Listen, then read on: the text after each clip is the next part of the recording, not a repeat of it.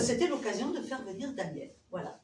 Qui en plus, je m'aperçois qu'il n'y a pas que 2 livres que j'avais vus, mais il y en a plusieurs, donc c'est génial. Donc la parole est à toi, Daniel. Merci Sabine, merci aussi à toute l'équipe de m'accueillir ce soir. Donc je suis là ce soir devant vous pour vous présenter mon dernier roman qui est juste devant là, Ursidité, qui est sorti fin août. Donc je vais vous le présenter, vous lire quelques petits passages, mais peut-être avant je vais aussi vous présenter mon parcours littéraire, qu'est-ce qui amène quelqu'un de mon âge tout à coup à publier, puisque j'ai commencé à publier à 50 ans. Donc en réalité, moi j'ai toujours voulu écrire, hein, comme beaucoup de gens, mais donc au moment de se lancer dans une carrière professionnelle, j'ai choisi en effet la musique. Souvent les gens font l'inverse, hein, ils se disent bon bah je ferai de la musique à côté comme ça pour me faire plaisir. Puis moi je me suis dit bon bah, pour faire de la musique avec peut-être dans des conditions les meilleures, avec des musiciens très talentueux, peut-être que le mieux est essayer d'en vivre. Donc j'ai effectivement mené une carrière de musicien. Depuis 35 ans à peu près, je suis musicien professionnel, ce qui m'a donné l'occasion de jouer avec des gens effectivement très très talentueux dans tous les styles classiques, jazz, chansons, etc. Donc c'était plutôt très satisfaisant comme expérience. Et donc à côté, j'avais toujours ce petit rêve de devenir écrivain. Mais bon, être écrivain, c'est quelque chose peut-être on essaye de faire un peu sur le tard, parce que déjà...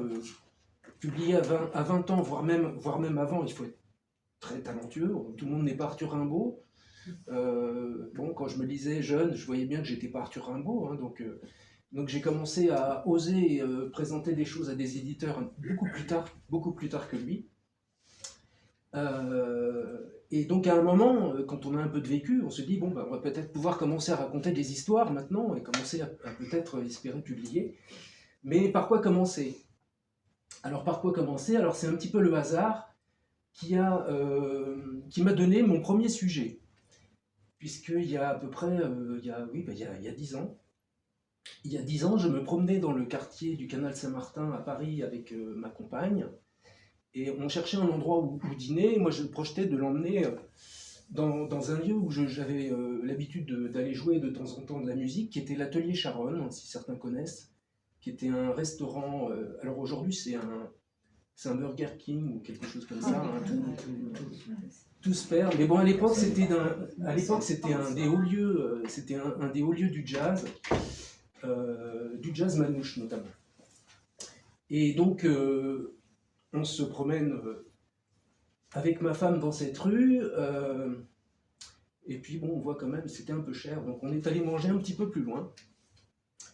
Et il y avait une télé dans ce restaurant, et puis tout à coup on voit que le restaurateur fait basculer la télé sur France Info, ou une télé d'info en continu, je ne sais plus au bout de 10 ans laquelle c'était, excusez-moi. Et puis là on s'aperçoit que des images de la rue où on venait de passer étaient à la télé, et on était le 13 novembre 2015. Donc c'était quand même assez extraordinaire quoi, comme événement, c'est-à-dire que bon, on aurait pu décider d'être à une de ces terrasses, se faire fusiller comme les autres, et puis finalement, nous, on a décidé d'aller manger un petit peu plus loin. Donc c'était quand même, c'était comment dire, une expérience un petit peu troublante. Voilà, donc les semaines passent, les mois passent. Enfin avant cela, il y a l'épisode aussi de repartir du restaurant, prendre le métro dans Paris, on ne sait pas trop comment ça va se passer, attentat multisite, etc.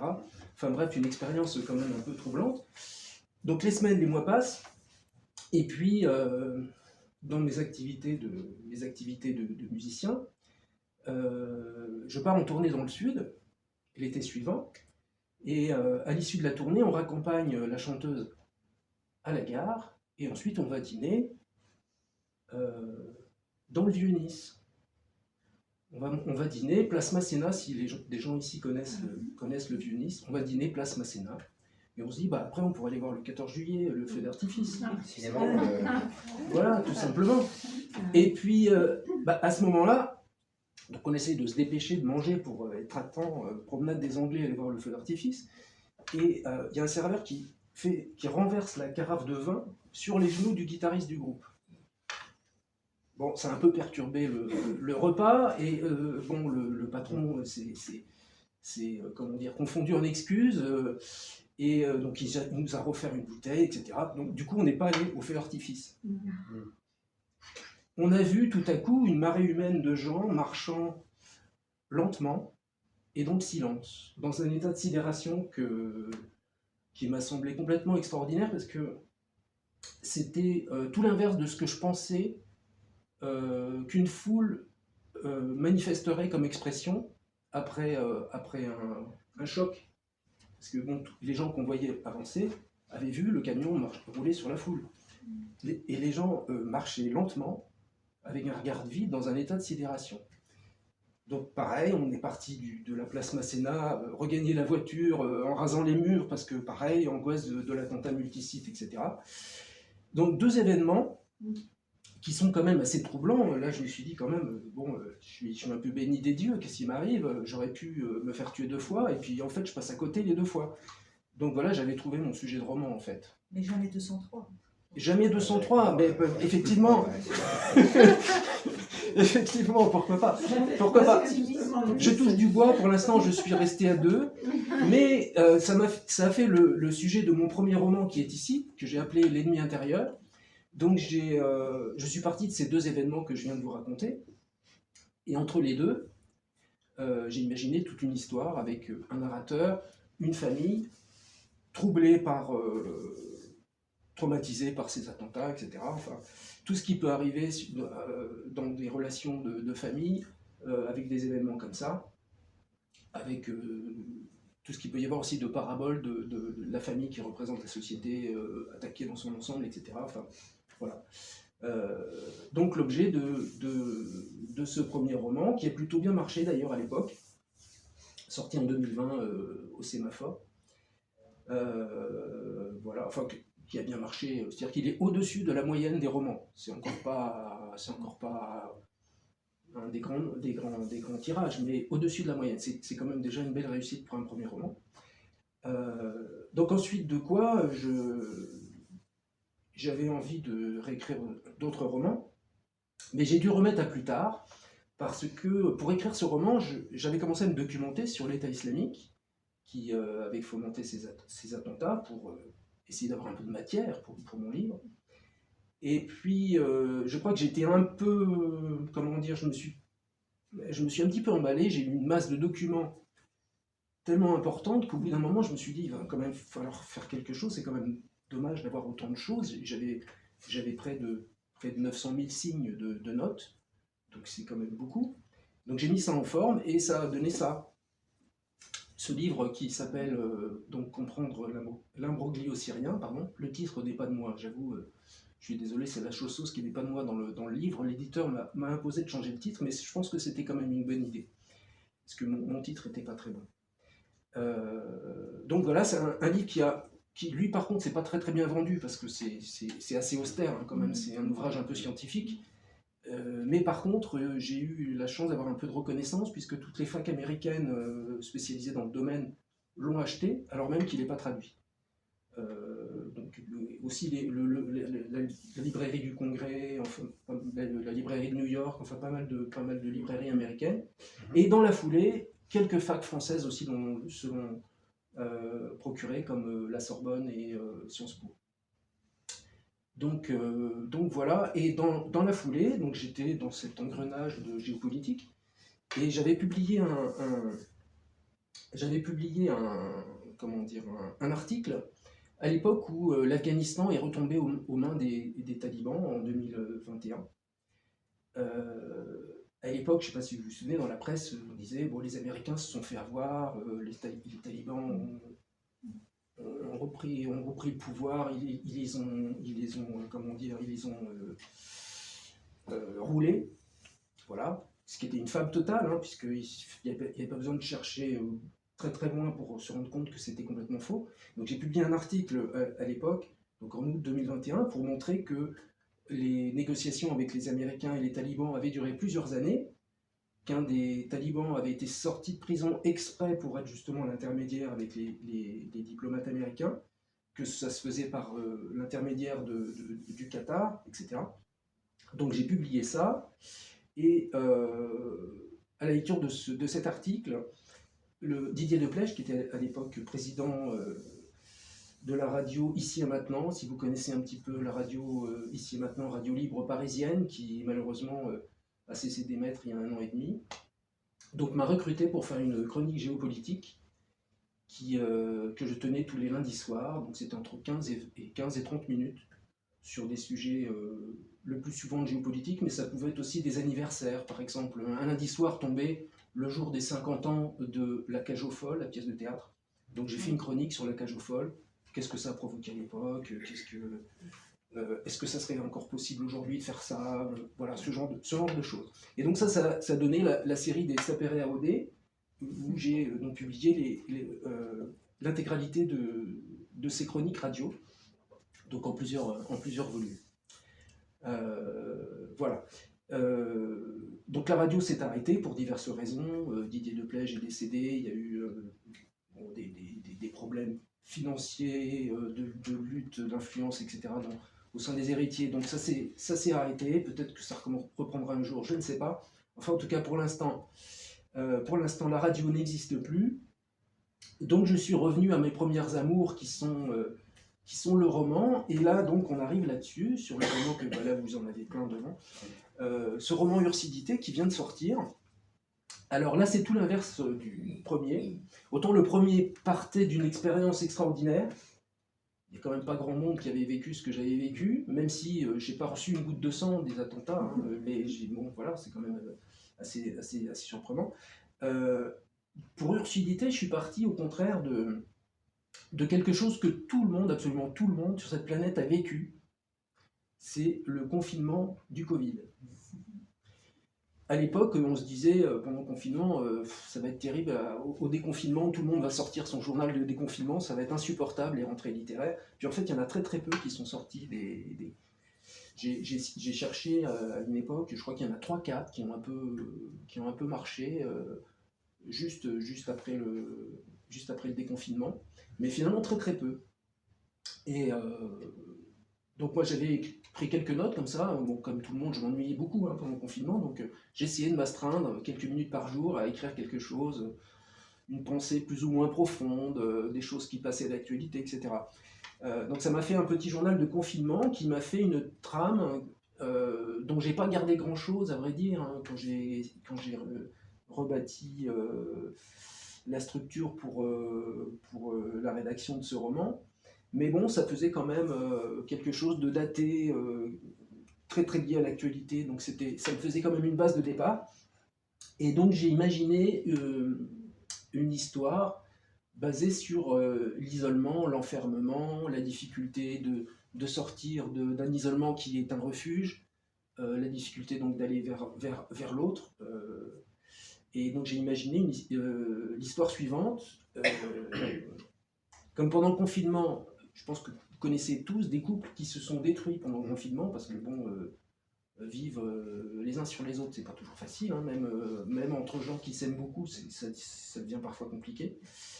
Donc il y a beaucoup de couples qui se sont détruits, et moi je me suis dit, tiens, je vais imaginer un couple qui va se construire pendant le confinement. Et donc j'ai modifié mon journal de confinement à partir de cette idée de base, et donc j'ai imaginé cette histoire d'un couple qui vit chacun de son côté à 200 km l'un de l'autre, et puis la femme appelle son amant et donc lui dit, le confinement est annoncé, 15 jours, mais bon, 15 jours de confinement, une quarantaine, il ne faut pas nous raconter des bobards, hein, une quarantaine ça ne dure pas 15 jours, donc ça va durer très très longtemps, donc viens chez moi. Et voilà le départ de mon histoire. Donc cet homme se retrouve allé habiter chez cette femme à la campagne, alors que lui c'est un Parisien. Il en profite du coup pour ramener sa fille avec lui, dont il n'arrivait pas à avoir la garde alternée. Sa compagne a elle aussi des enfants, ce qui fait qu'ils se retrouvent à 5 dans une maison, alors c'était pas du tout prévu, en quelques jours. Voilà, tout s'organise pour se retrouver dans une situation de huis clos. D'un point de vue romanesque, c'est très intéressant comme situation. Donc je suis parti de là pour essayer d'exploiter la thématique de l'isolement, de l'enfermement sous toutes ses formes, l'enfermement en soi-même, l'enfermement dans sa maison, l'enfermement que la société nous impose, l'État nous impose. Peut-être certains penseront au fameux panoptique de Michel Foucault. L'isolement que l'on souhaite, comme je vous disais tout à l'heure, mais aussi l'isolement qu'on nous impose, et l'isolement parfois malgré la promiscuité d'une famille qui peut pas s'en sortir. Et donc pour illustrer ça, je vais commencer par vous lire un petit passage qui est un petit peu une parabole de cet isolement, où je vous raconte,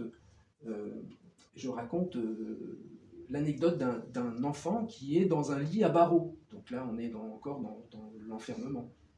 Voilà, donc si je retrouve ma page, rapidement, je vais vous lire ça.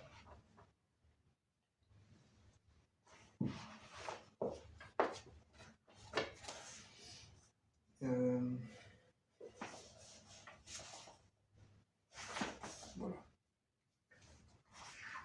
Je vais voir un petit peu avant parce que ça dessèche de parler. Je suis habitué à faire de la musique en public, mais je ne suis pas chanteur, donc à chaque fois que je parle devant des gens, c'est terrible comme ça sèche.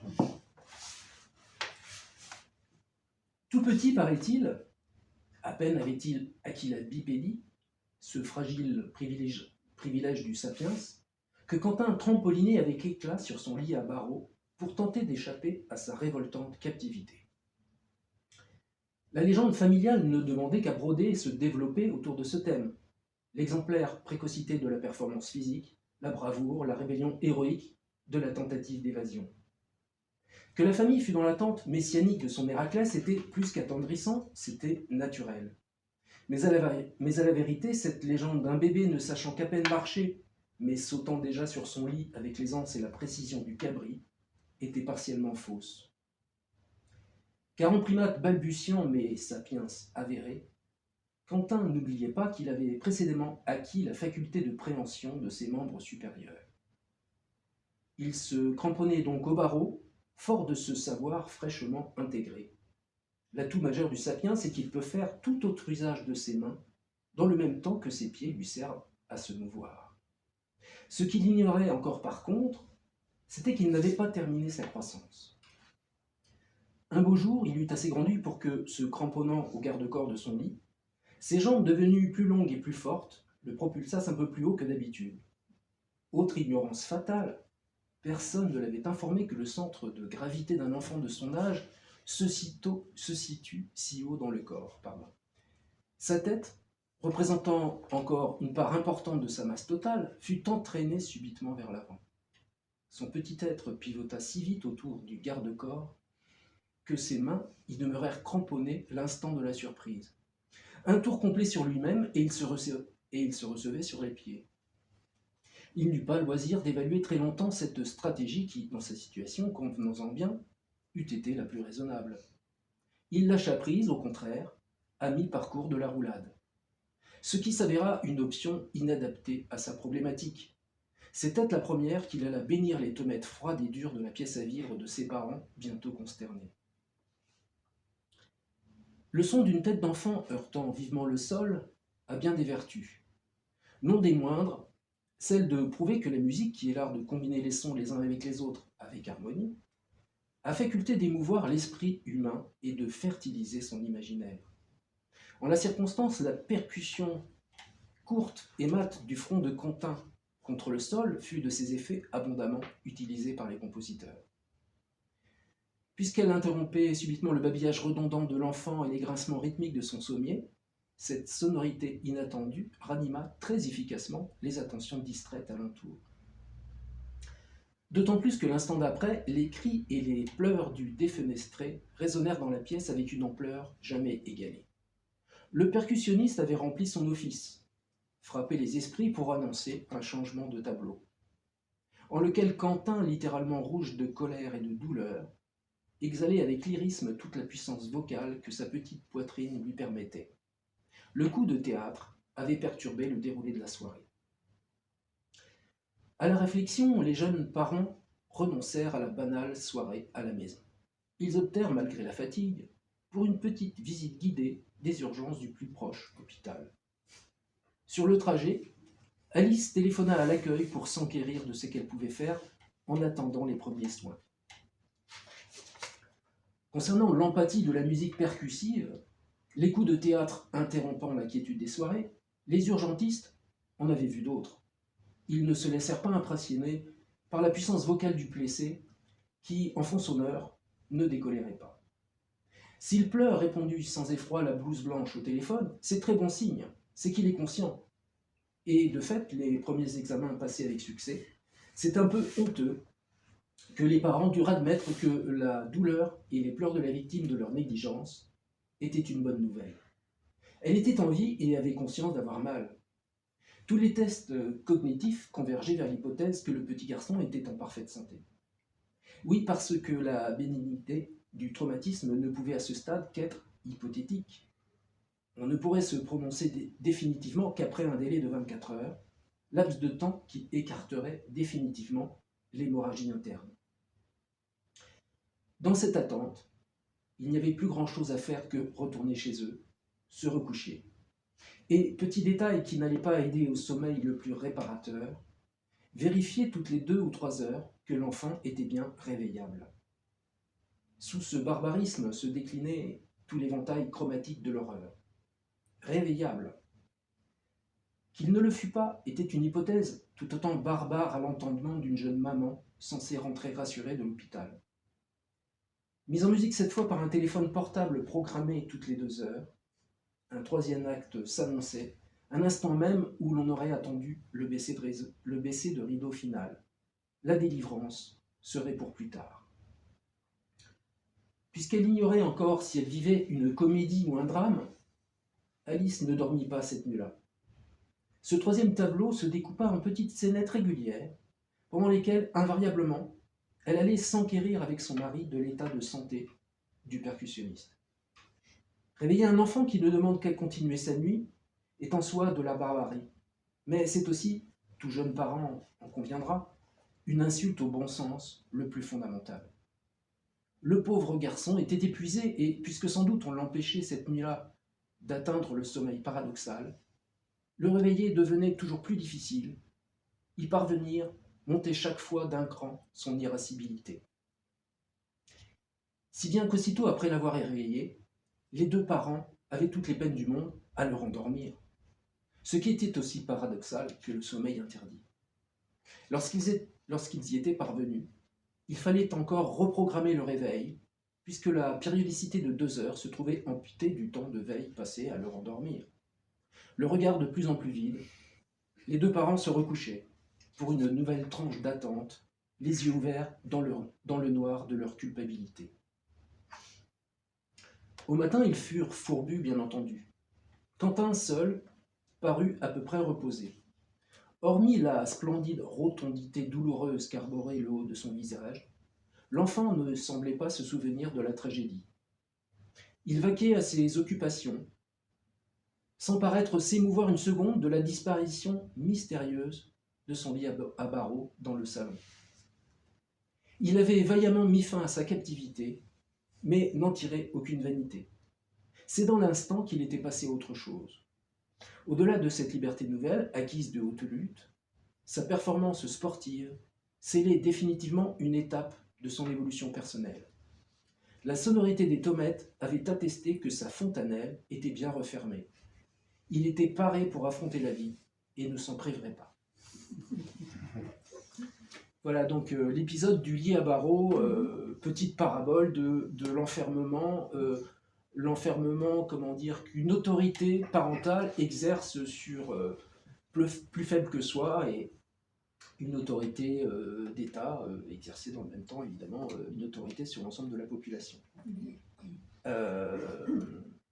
Alors un petit peu beaucoup plus loin dans le livre, je vais vous lire un second extrait, si on a le temps encore, je pense.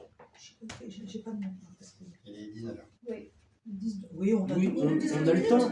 Alors je vais vous lire un 2e passage, que j'espère assez drôle aussi. C'est le passage qui est on arrive pourtant dans le, allez, on va dire, dernier tiers du roman, mais c'est le passage où je raconte la rencontre entre les 2 amants.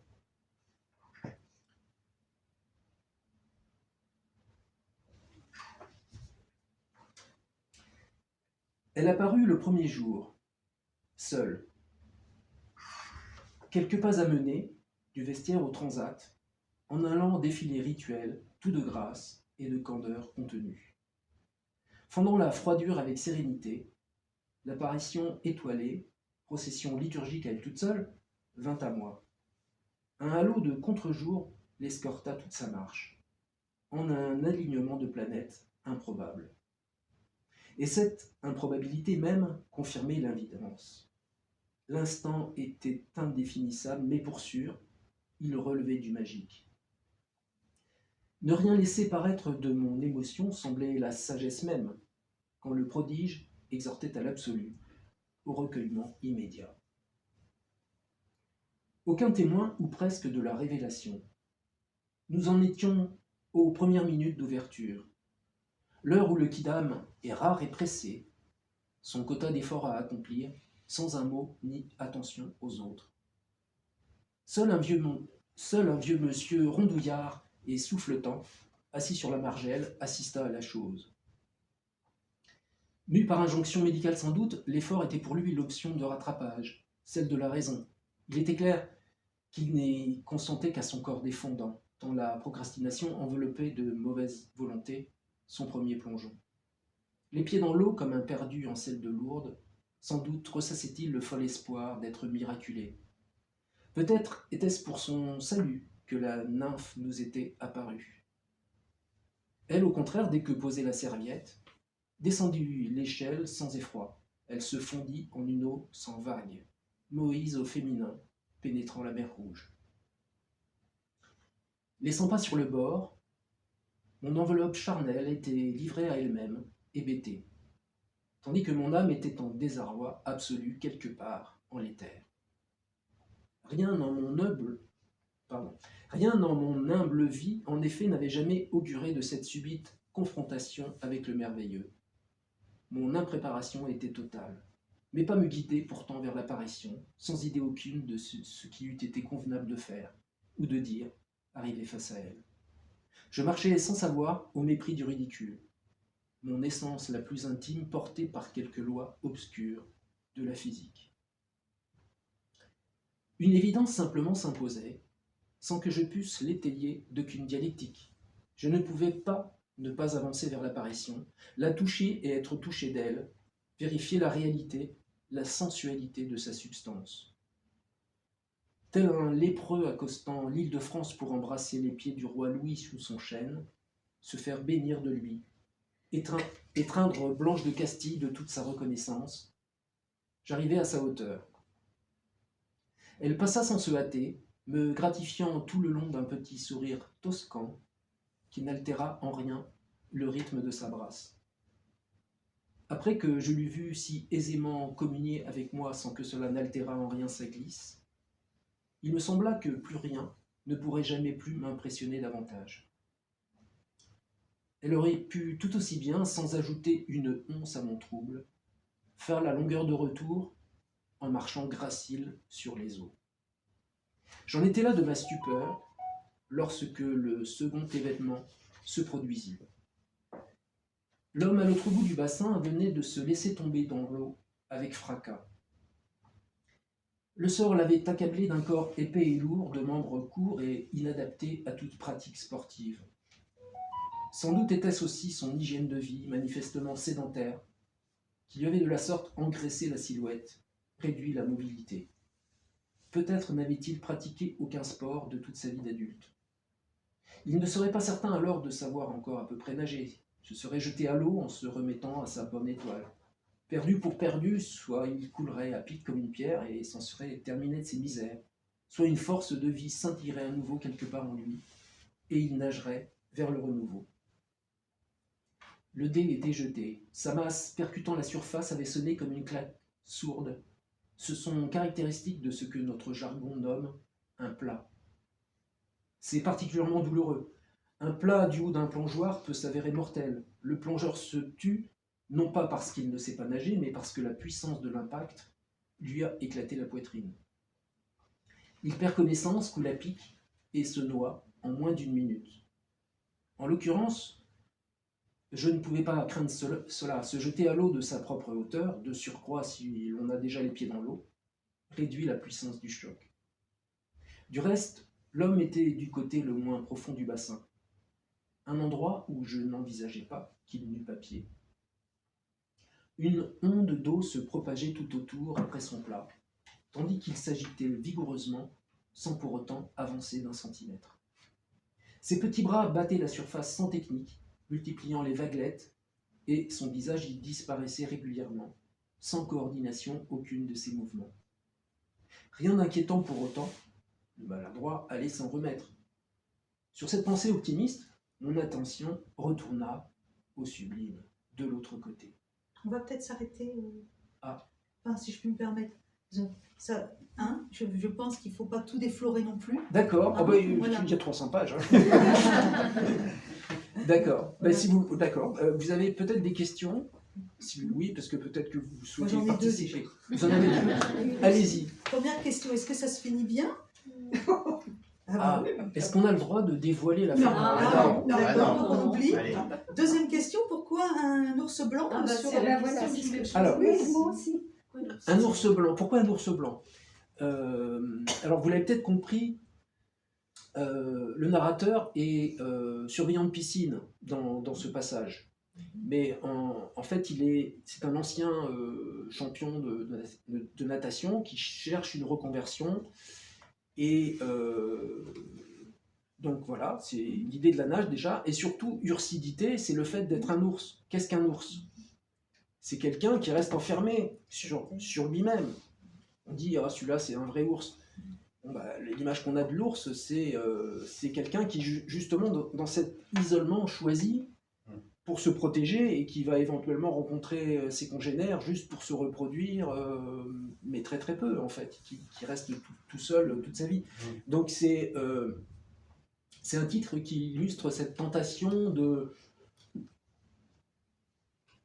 La tentation du, comment dire, il y a une certaine zone de confort à ne pas aller vers l'autre. Par exemple, dans l'épisode que je lisais à l'instant, le narrateur tombe amoureux au premier coup d'œil, mais la difficulté est d'aller vers cette femme et comment entreprendre une conversation, comment tenter de la séduire. C'est sortir de la zone de confort, c'est sortir de la condition, c'est sortir de l'ursidité en fait. Et donc cet enfermement, cet isolement, voilà, j'ai trouvé ce titre pour l'exprimer. Voilà pourquoi l'ours. L'ours, c'est pas le titre de l'éditeur cette fois-ci, c'est bien le vôtre. Ah, là par contre c'est bien moi. Ouais, voilà. Là, non seulement là c'est bien moi, mais dans le contrat d'édition, il y avait une clause, comme dans la plupart des contrats d'édition, l'éditeur se réserve le droit de changer de titre. Ah, oui. Et là j'ai dit, mais non, moi toute mon histoire est basée sur le titre. J'ai d'abord eu l'idée du titre, et ensuite j'ai changé mon journal de confinement en fonction de mon titre, donc vous n'allez pas me changer mon titre. Ah, oui. Autant pour celui-là, mon titre d'origine c'était l'affaire syrienne. Mon éditeur m'a dit, bon, ça fait un peu affaire tournesol, ton truc, c'est bien gentil, mais ça fait pas très sérieux. On va, voilà. Donc là, oui, bon. Mais là, je tenais absolument à garder mon titre. Donc ça a été rédhibitoire. Il y avait une deuxième question? Non, c'était... C'était l'ours blanc. Bah voilà. Et après cet ouvrage-là, vous en avez un autre en préparation? Oui, j'ai commencé à écrire un troisième roman, oui, qui va être beaucoup plus autobiographique. Cette fois, mais je ne peux pas vous en dire plus pour l'instant. Ça se finisse pour la prochaine fois. Peut-être Voilà. plus sur le domaine musical alors. Non, pas du tout. Pas du tout. Non, pas du tout. Non, c'est... Peut-être, oui, j'aimerais un jour me consacrer à la rédaction de quelques souvenirs de ma longue carrière, pour l'instant 35 ans, j'espère la continuer encore un certain temps. Et j'ai eu l'occasion de rencontrer des gens très connus, très talentueux. Alors des fois, ça ne correspond pas, mais parfois ça correspond. Des gens très connus sont très talentueux. Parfois, il y a des gens très talentueux qui ne sont pas connus du tout. Mais j'ai rencontré un peu le panel de tout ça et je projette un jour de raconter ce genre de mémoire Mais je pense que je ferai ça quand j'aurai terminé ma carrière de musicien. Pour l'instant, tant que les doigts suivent, je continue à travailler et je continue à avoir beaucoup de plaisir à jouer de la musique et à faire des concerts et à aller d'orchestre en orchestre. Et voilà, donc je remets ça plus tard, quand je serai vieux. Donc vous arrivez à écrire tous les jours ou pas? Non. Mais vous n'avez Non. pas des pulsions, mais Alors, pas il y a des de temps en périodes. temps envie de... Oui, il y a des périodes. Alors, quand je faisais le journal de confinement, je m'astreignais à faire ça. Mais après, comment dire, il y a des moments où on ne peut pas. Parfois, on est dans un rythme professionnel où on n'a pas le temps, ou alors c'est épuisant. Quand j'écrivais celui-ci, par exemple, c'était tellement obsédant, parce que c'est une recherche scientifique, donc on n'en sort pas en fait, on est tout le temps dedans.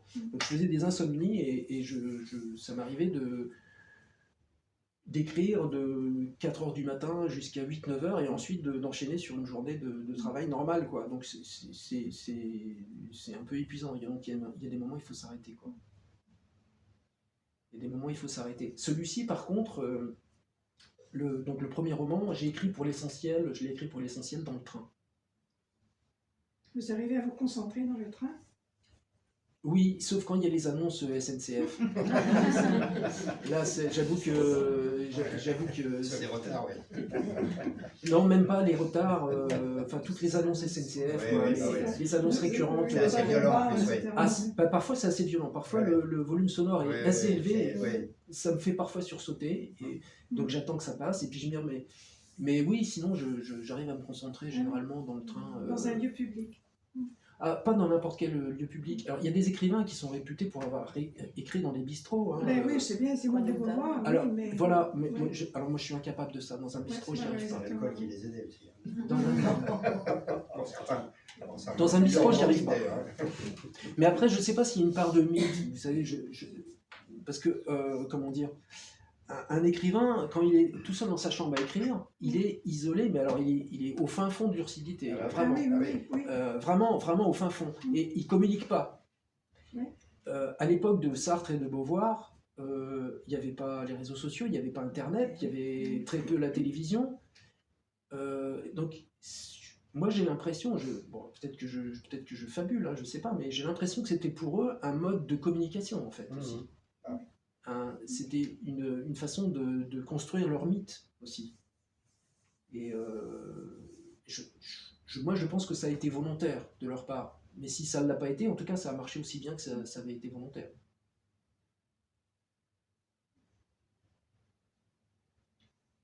Vous avez d'autres questions? Oui. Vous n'avez pas dit, je crois, de quel instrument vous jouez. Oui, Alors, je suis contrebassiste et pianiste, Ah, les deux. organiste aussi un peu. Je suis contrebassiste, j'ai commencé dans le jazz.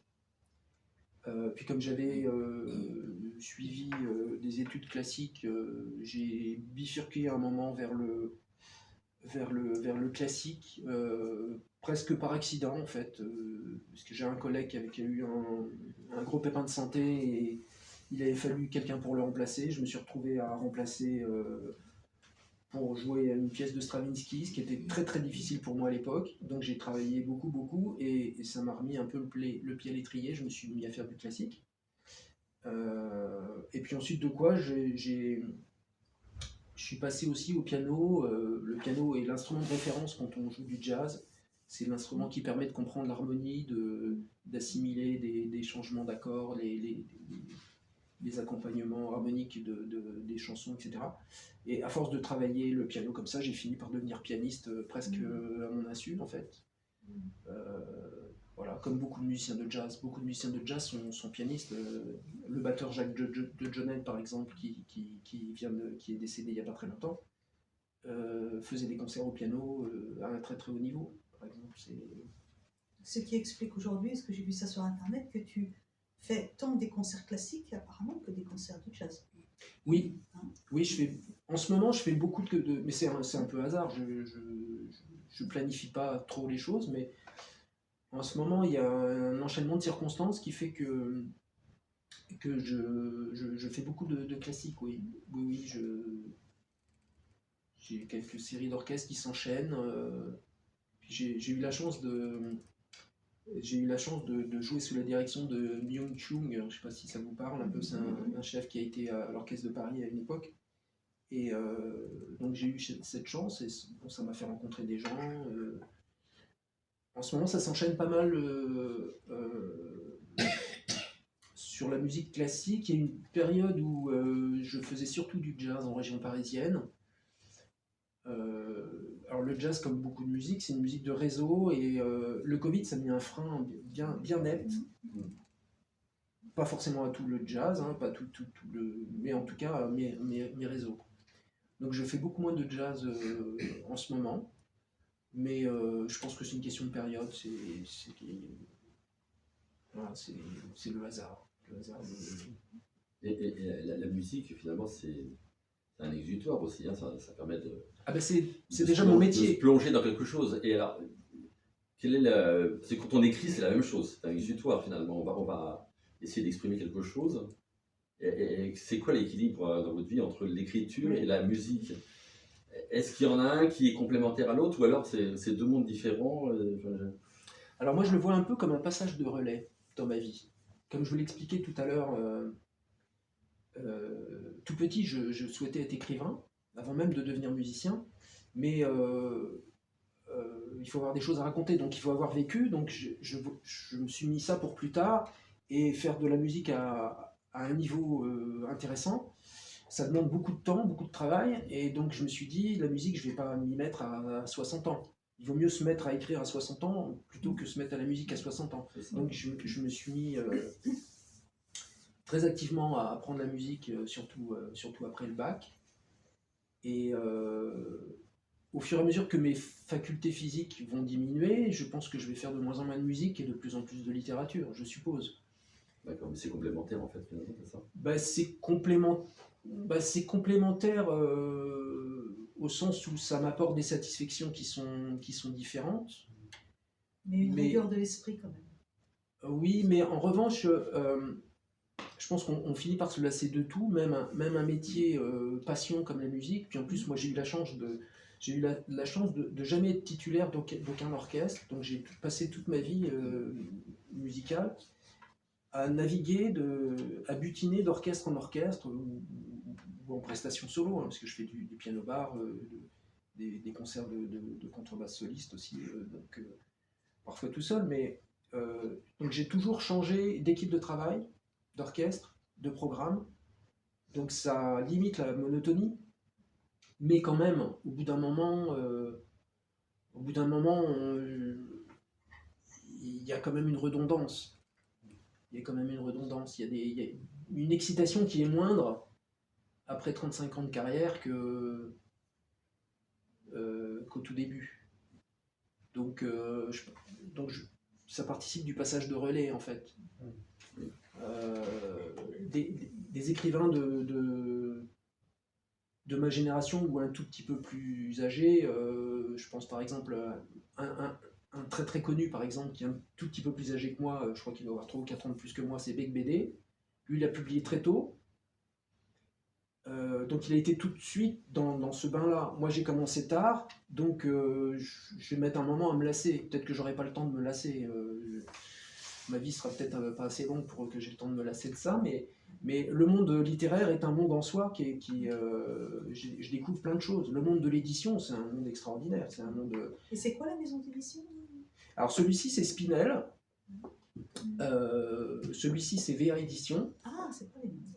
Non, c'est pas les mêmes. Ça, c'est le Sémaphore, qui est un éditeur à Belleville. VA Édition, c'est à Versailles. Spinel, c'est à Paris aussi.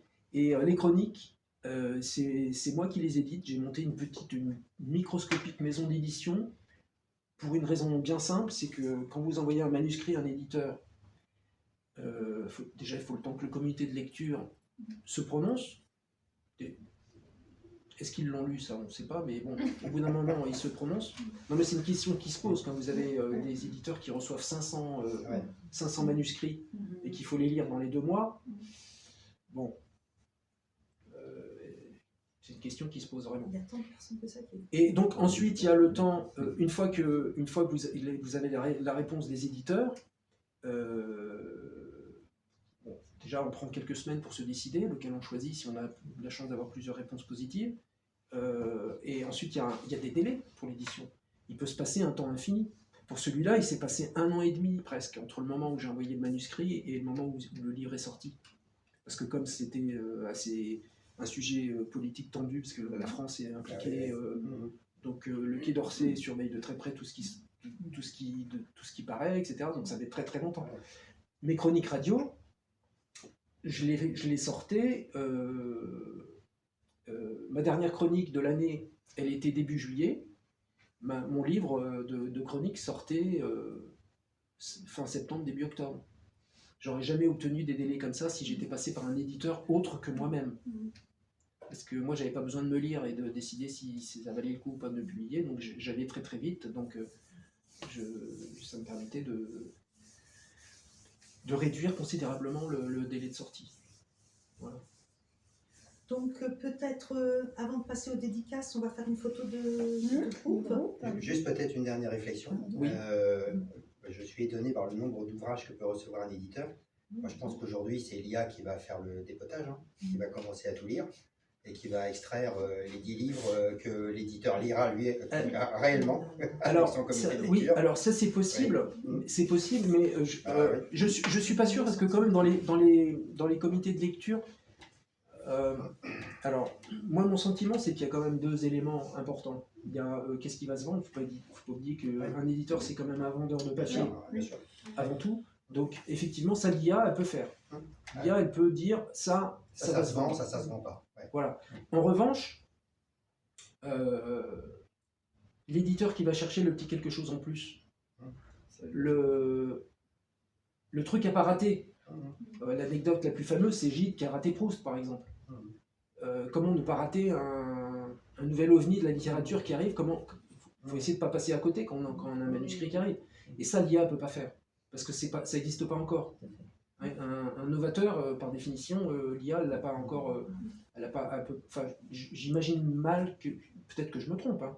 J'imagine mal qu'une IA puisse déceler une innovation littéraire qui... Ouais, sauf qu'elle va s'auto-former à découvrir celles qui sont passées à l'as, justement. Et donc l'IA générative va découvrir après que Peut-être. En faisant mouliner le système, on n'aurait pas dû passer à côté de celle-là. Donc du coup, j'ai appris pour la prochaine. Mais bon, Peut-être, mais je pense voilà. qu'il y aura toujours des petits éditeurs. Ouais, bien sûr. Bien sûr. Bon, je ne vais pas dire je vais pas lancer des noms, mais il y a certains éditeurs qui, à mon avis, ont une baisse de niveau dans ce qu'ils publient. Depuis quelques temps, depuis que l'édition a une difficulté, etc. C'est peut-être parce que là, il y a aussi une baisse du niveau du lectorat. Ah ben, ça c'est une autre histoire. Ouais. Ça c'est un autre problème. Oui, parce qu'on dit souvent maintenant il y a plus d'écrivains que de lecteurs. Et c'est presque... Quelquefois je fais des salons et c'est ce que j'observe. Des fois je me retrouve dans un salon, on est 30 auteurs et il y a 10 passants qui sont là à regarder. Donc là je dis mais qu'est-ce qu'on fait là quoi? Si on est 30 auteurs et qu'il y a 10 lecteurs, il y a quelque chose qui ne va pas. À un moment donné, le modèle économique, il part de biais, là. Ça ne va pas. Donc, je ne sais pas si le niveau du lectorat baisse, mais en tout cas, il y a certaines maisons d'édition qui ont choisi de limiter les risques éditoriaux. Alors qu'en pensent nos 3 écrivains? Parce qu'on a 3 écrivains dans la salle. Bernadette, Philippe et Florence. Voilà. Félicitations. Qui ont déjà œuvré d'ailleurs en soirée avec Voilà, c'est ça. Et tous dans un domaine différent. Ah oui, tout à fait. Vous en pensez quoi? Non, mais moi je pense que c'est pas perdu en fait. Parce que l'IA et les sociétés, les éditeurs, il y a ceux qui font de la masse et l'IA peut nous faire un roman en 2 secondes qui va se vendre avec une magnifique couverture. Ça, c'est du tout venant. Oui, mais c'est tout venant, justement. C'est du tout venant, justement. Et l'IA, c'est pas faire autre chose que du tout venant, en fait. Parce qu'elle ne peut pas inventer quelque chose qu'elle n'a jamais appris. Bien sûr.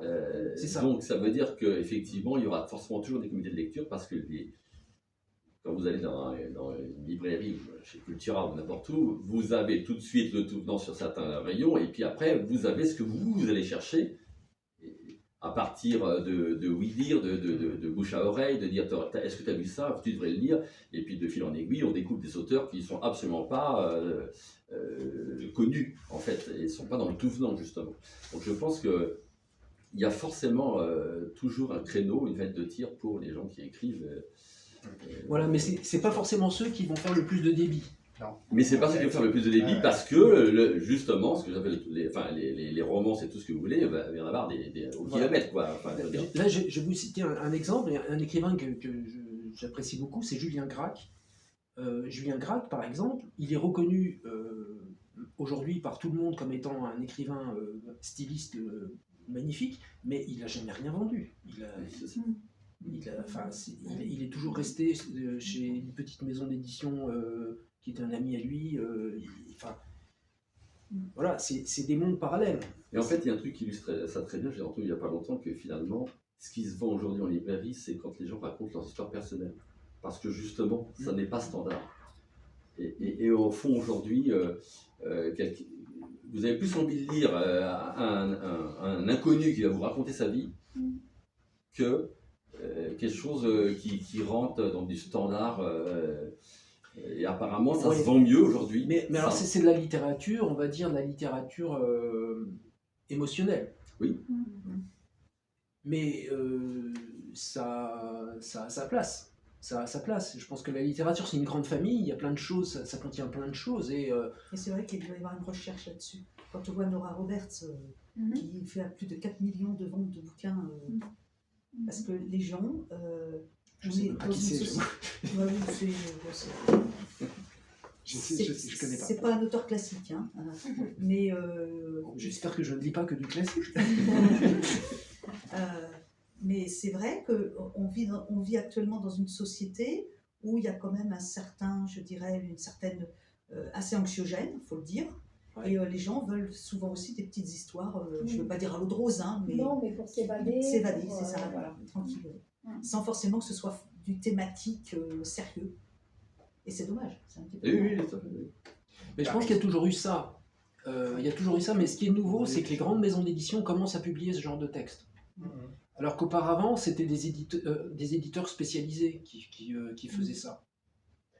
Je pense que comment dire, ça a commencé peut-être dans les années 80 à basculer progressivement. Voilà, mais le monde change, le monde de l'édition change aussi parce que peut-être que les volumes changent. Il y a beaucoup plus de choses qui sont publiées, donc il y a beaucoup plus de choses qui vont tomber dans l'oubli, forcément. Mais peut-être aussi que... moi j'ai du mal à croire que les gens lisent moins qu'avant.